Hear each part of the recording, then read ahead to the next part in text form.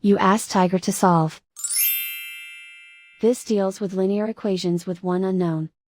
The final result is q equals -3. Let's solve it step by step. Simplify the expression. Group like terms. Simplify the arithmetic. Group all constants on the right side of the equation. Add 18 to both sides. Simplify the arithmetic.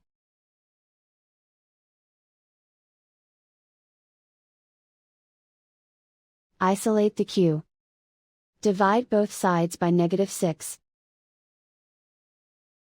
Cancel out the negatives. Simplify the fraction.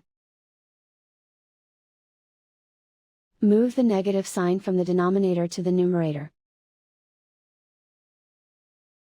Find the greatest common factor of the numerator and denominator.